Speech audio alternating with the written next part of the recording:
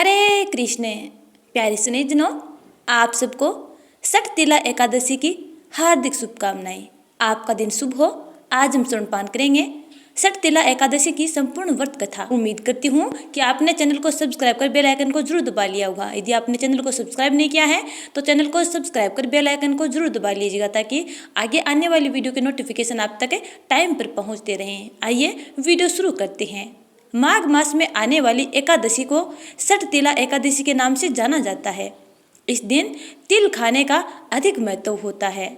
इस व्रत को करने से व्यक्ति को धन धान्य की कोई कमी नहीं रहती। आइए कथा सुनते हैं। एक बार युधिष्ठिर ने भगवान श्री कृष्ण से पूछा, हे जगन्नाथ, श्री कृष्ण आदिदेव जगतपते, माघ मास के कृष्ण पक्ष में कौन सी एकादशी होती है, उसके लिए कैसी विधि है तथा उसका फल क्या है? हे योगेश्वर, कृपा करके ये सब बातें मुझे बताइए। भगवान श्री कृष्ण बोले, नृपश्रेष्ठ सुनो, माघ मास के कृष्ण पक्ष की जो एकादशी है वह षटतिला के नाम से विख्यात है, जो सब पापों को नाश करने वाली है। अब तुम षटतिला की पाप हारिणी कथा सुनो, जिसे मुनि श्रेष्ठ पुलस्त्य ने दालभ्य से कहा था। दालभ्य ने पूछा, ब्राह्मण, मृत्युलोक में आए हुए प्राणी प्राय पाप कर्म करते हैं, उन्हें नरक में न जाना पड़े, इसके लिए कौन सा उपाय है, बताने की कृपा करें। पुलस्त्य जी बोले, महाभाग, तुमने बहुत अच्छी बात पूछी है, बतलाता हूँ, ध्यान से सुनो।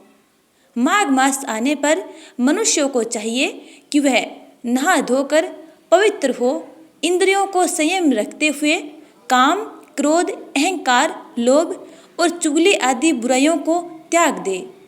देवादिदेव भगवान का स्मरण करके जल से पैर धोकर भूमि पर पड़े हुए गोबर का संग्रह करें। उसमें तिल और कपास छोड़कर 108 पिंडिकाएं बनाएं। फिर माघ में जब आर्द्रा या मूल नक्षत्र आए तब कृष्ण पक्ष की एकादशी करने के लिए नियम ग्रहण करें। भली भांति स्नान करके पवित्र हो शुद्ध भाव से देवादिदेव श्री विष्णु की पूजा करें। कोई भूल हो जाने पर श्री कृष्ण का नामोच्चारण करें। रात को जागरण और होम करें। चंदन, अर्गजा, कपूर, नैवेद्य आदि सामग्री से शंख, चक्र और गदा धारण करने वाले देव देवेश्वर श्री हरि विष्णु की पूजा करें। तत्पश्चात भगवान का स्मरण करके बारंबार श्री कृष्ण नाम का उच्चारण करते हुए कुंबड़े, नारियल अथवा बिजोर के फल से भगवान को विधि पूर्वक पूजकर अर्घ्य दें। अन्य सब सामग्रियों के अभाव में 100 सुपारियों के द्वारा भी पूजन और अर्घ्य दान किया जा सकता है। अर्घ्य देते समय बोलना चाहिए, सच्चिदानंद स्वरूप श्री कृष्ण, आप बड़े दयालु हैं। हम आश्रयहीन जीवों के आप आश्रयदाता होइए। पुरुषोत्तम, हम संसार समुद्र में डूब रहे हैं, आप हम पर प्रसन्न होइए। कमल नयन, आपको नमस्कार है। विश्वभावन, आपको नमस्कार है। सुब्रह्मण्य महापुरुष, सबके पूर्वज, आपको नमस्कार है। जगतपते, आप लक्ष्मी जी के साथ मेरा दिया हुआ अर्घ्य स्वीकार करें।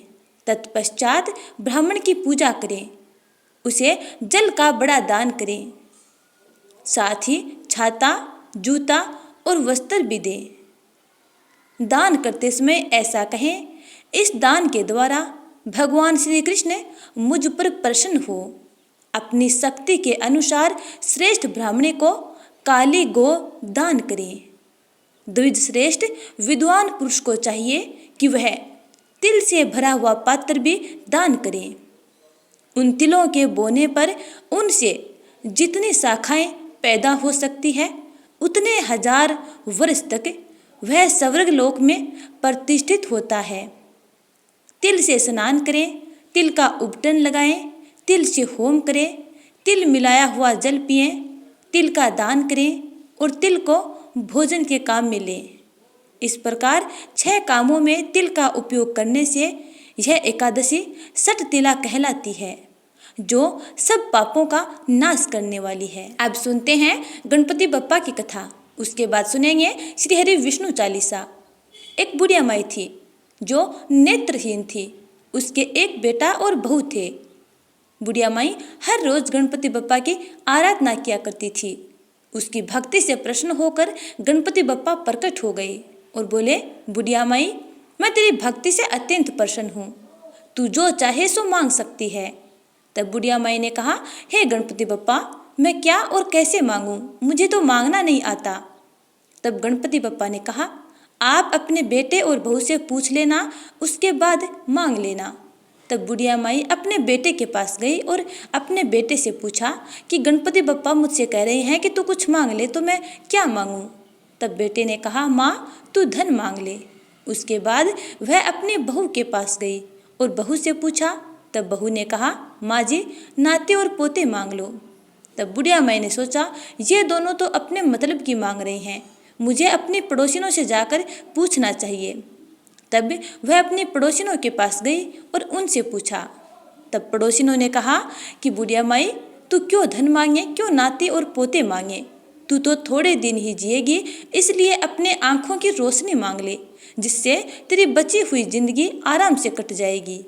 तब बुढ़िया माई ने सोचा, मुझे अपने मतलब की भी मांगनी चाहिए और अपने बेटे और बहू के मतलब की भी मांगनी चाहिए। उसके बाद बुढ़िया माई गणपति बप्पा के पास गई और बोली, हे गणपति बप्पा, यदि आप मेरी भक्ति से प्रसन्न हैं तो आप मुझे 84 करोड़ का महल दे, सोने के खंभे दे, सोने के कटोरे में दूध पीते हुए नाती और पोते दे, अमर सुहाग दे, कंचन जैसी काया दे, संपूर्ण परिवार में सुख दे और अंत में मोक्ष दे। तब गणपति बप्पा मुस्कुराए और बोले, बुढ़िया माई, तूने तो मुझे ठग लिया, किंतु जा, तूने जो कुछ मांगा है सब कुछ वैसा ही होगा। इतना कहकर गणपति बप्पा अंतर ध्यान हो गए। उसके बाद जैसे ही बुढ़िया माई ने अपनी आंखें खोली तो देखा जो बुढ़िया माई ने मांगा था सब कुछ वैसा ही मिला। हे गणपति बप्पा, जिस प्रकार आपने बुढ़िया माई की मन इच्छा पूर्ण की, वैसे ही अपने सब प्यारे भक्तों की मंगल कामनाएं पूर्ण करना। जय श्री गणेश। अब सुनते हैं विष्णु चालीसा। विष्णु सुनिए विनय सेवक की चितलाए, कीरत कुछ वर्णन करूं दीजिए ज्ञान बताए। नमो विष्णु भगवान खरारी, कष्ट न सावन अखिल बिहारी। प्रबल जगत में शक्ति तुम्हारी, त्रिभुवन फैल रही उजियारी। सुंदर रूप मनोहर सूरत, सरल स्वभाव मोहनी मूरत। तन पर पीताम्बर अति सोहत, बेजंती माला मन मोहत। शंख चक्र कर गदा बिराजे, देखत देते असुर दल भाजे। सत्य धर्म मद लोभ न गाजे, काम क्रोध मद लोभ न छाजे। संत भक्त सज्जन मन रंजन, धनुज असुर दुष्टन दल गंजन। सुख उपजाए कष्ट सब भंजन, दोष मिटाए करत जन सज्जन। पाप काट भव सिंधु उतारण, कष्ट नाश कर भक्त उबारण। करत अनेक रूप प्रभु धारण, केवल आप भक्ति के कारण। धरणी धेनु बन तुम ही पुकारा, तब तुम रूप राम का धारा। भार उतार असुर दल मारा, रावण आदि को संघारा। आप वराह रूप बनाया, हरण्याक्ष को मार गिराया। धर्म मत से तन सिंधु बनाया, 14 रत्नन को निकलाया। अमिलक असुरन द्वंद्व मचाया, रूप मोहिनी आप दिखाया। देवन को अमृत पान कराया, असुरन को छवि से बहलाया। कुर्म रूप धर सिंधु मझाया, मंदराचल गिरि तुरत उठाया। शंकर का तुम फंद छुड़ाया, भस्मासुर को रूप दिखाया। वेदन को जब असुर डुबाया, कर प्रबंध उन्हें ढूंढवाया। मोहित बनकर खल ही नचाया, उस ही कर से भस्म कराया। असुर जलंधर अति बलदाई, शंकर से उन कीन लड़ाई। हार पार शिव सकल बनाई, कीन सती से छल खल जाई। सुमिरन कीन तुम्हें शिवरानी, बतलाए सब विपत कहानी। तब तुम बने मुनीश्वर ज्ञानी, वृंदा की सब सुरति भुलानी।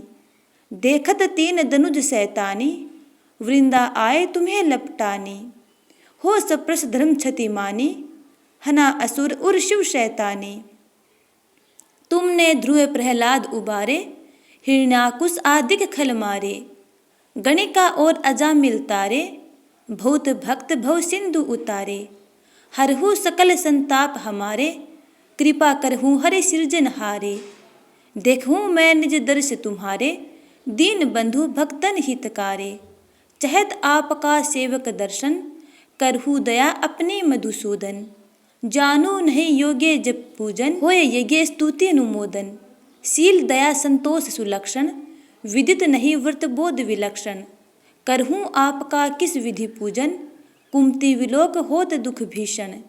करहूँ प्रणाम कौन विधि सुमिरन, कौन भांति मैं करहूँ समर्पण। सुर मुनि करत सदा सेवकाई, हर्षित रहत परम गति पाई। दीन दुखीन पर सदा सहाई, निज जन जान लेव अपनाई। पाप दोष संताप नसाओ, भव बंधन से मुक्त कराओ। सुख संपत्ति दे सुख उपजाओ, निज चरणन का दास बनाओ। निगम सदा ये विनय सुनावे, पढ़े सुने सो जन सुख पावे। तो प्यारे स्नेहजनों, ये थी सटतिला एकादशी व्रत कथा और भगवान श्री हरि विष्णु चालीसा। उम्मीद करती हूँ कि आपको ये वीडियो अच्छा लगा है। यदि अच्छा लगा है तो लाइक कमेंट कर देना और अगले वीडियो का इंतजार करना। तब तक के लिए जय श्री राधे।